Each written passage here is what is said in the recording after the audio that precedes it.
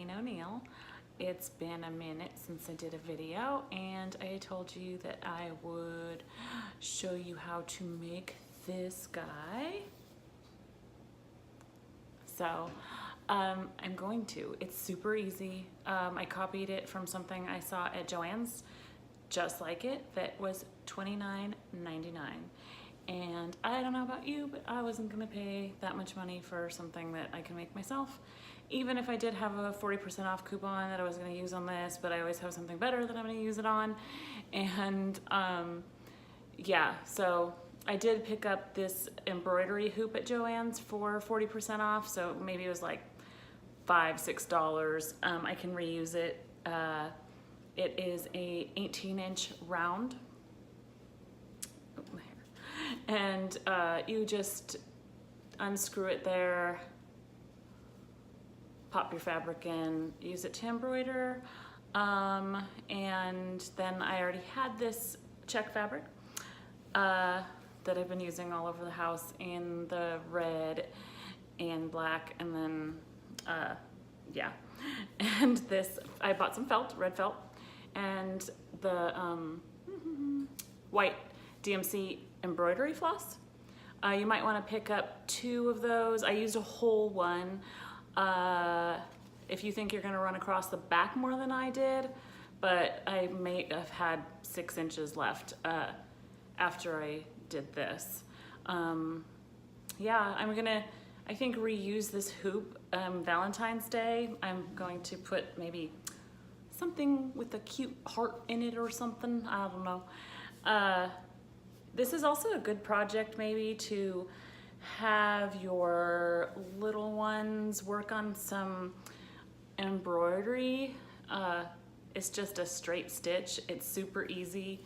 And it's so cute because it ties in my buffalo check that is all over the house for Christmas right now onto the walls, and it just makes the whole house coordinate better. But anyways,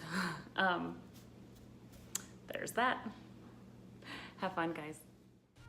So get your buffalo plaid, get your red felt. I have a 1/4 yard here.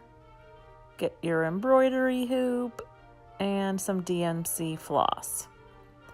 So this hoop is 18 inches. You want to take your fabric and cut it slightly larger than your hoop. That way you have some room to kind of play with. You can even make it a little bit bigger and have it hanging off the edges if you'd like.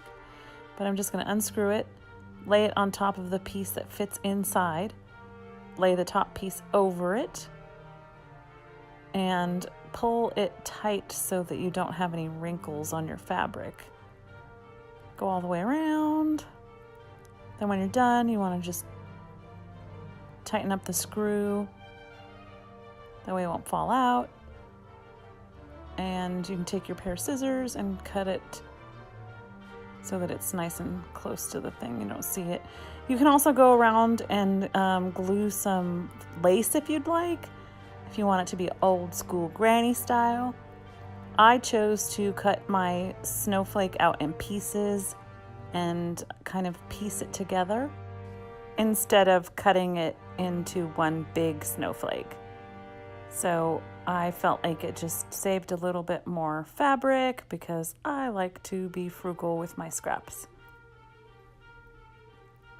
So I drew out a little pattern real quickly of what I wanted it to kind of look like from something that I saw at Joann's.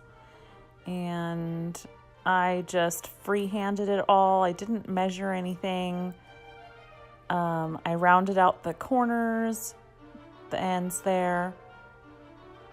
I did go through and trim it to make it just a little bit skinnier.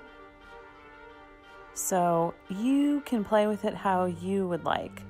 I am not big into measuring things. I like to eyeball stuff.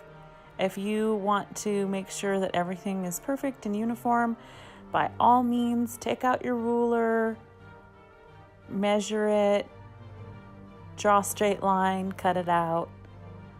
I cut out these little guys and kind of hid them underneath the longer pieces, and there you go. After I laid it down in place where I'd wanted it, I took some hot glue and hot glued it down lightly so that I could sew it.